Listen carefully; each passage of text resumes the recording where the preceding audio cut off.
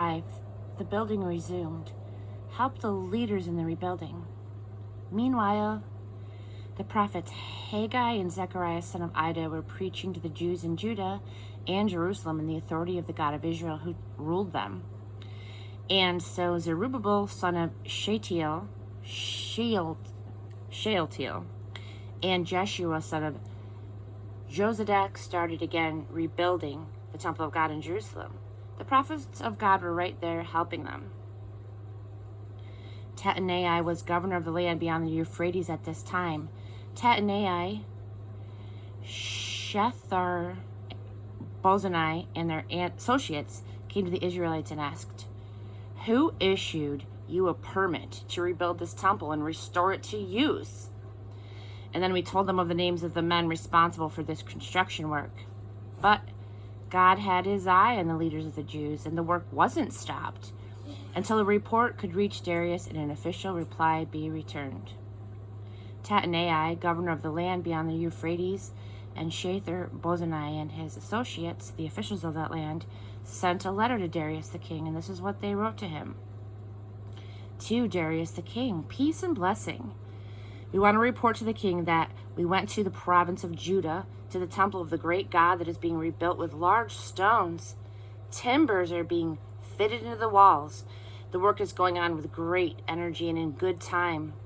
We asked the leaders, "Who issued you the permit to rebuild this temple and restore it to use?"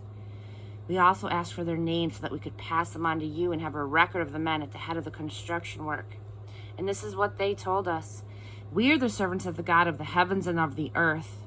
We are rebuilding the temple that was built a long time ago.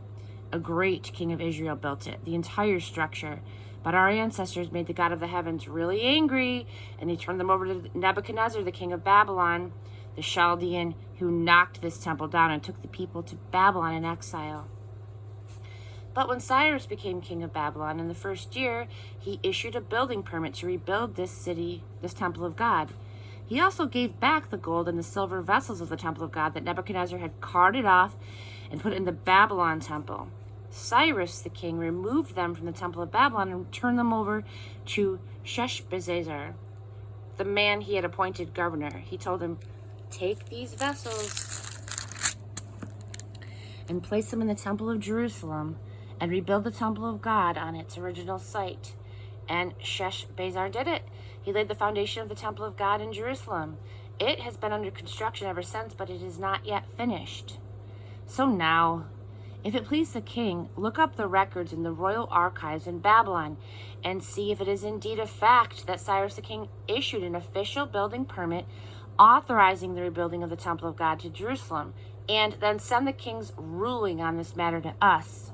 Chapter 6. So King Darius ordered a search through the records in the archives in Babylon. Eventually, a scroll was turned up in the fortress of Ecbatana, over in the province of Media, with this writing on it: Memorandum.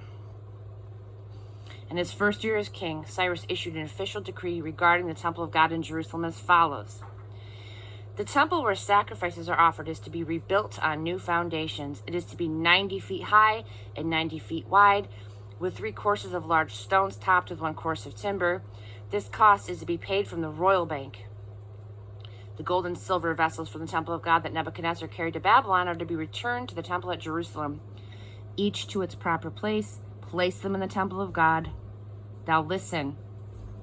Tattenai, governor of the land beyond the Euphrates, Shethar Bozani, associates, and all the officials of that land, stay out of their way. Leave the governor and leaders of the Jews alone so that they can work on that temple of God as they rebuild it. I hereby give official orders on how you are to help the leaders of the Jews in the rebuilding of that temple of God.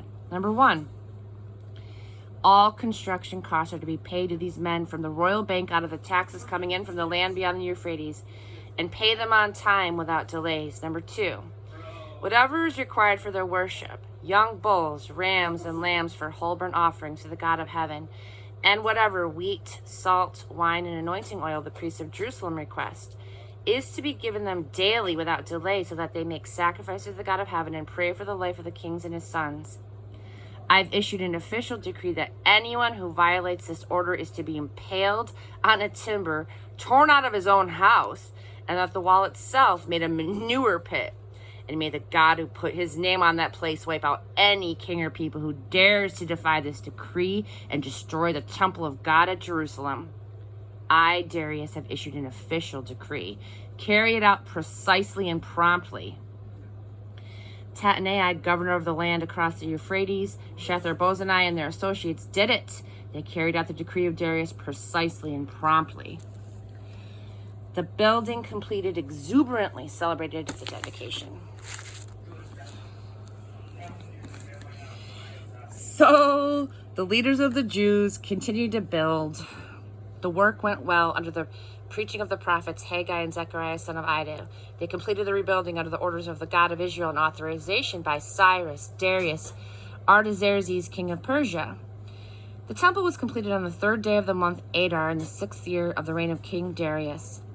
And then the Israelites celebrated, priests, Levites, every last exile, exuberantly celebrated the dedication of the temple of God. At the dedication of this temple of God, they sacrificed 100 bulls, 200 rams, and 400 lambs, and as an absolution offering for all of Israel, 12 he-goats, one for each of the 12 tribes of Israel. They placed the priests in their divisions and the Levites in their places for the service of God at Jerusalem, all as is written out in the book of Moses. On the 14th day of the 1st month, the exiles celebrated the Passover. All of the priests and Levites had purified themselves. All, no exceptions. They were all ritually clean. The Levites slaughtered the Passover lamb for the exiles, their brother priests, and themselves.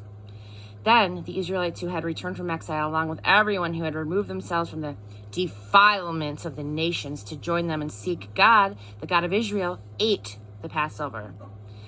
With great joy, they celebrated the Feast of Unraised Bread for 7 days. God had plunged them into a sea of joy. He had changed the minds of the king of Assyria to back them in rebuilding the temple of God, the God of Israel.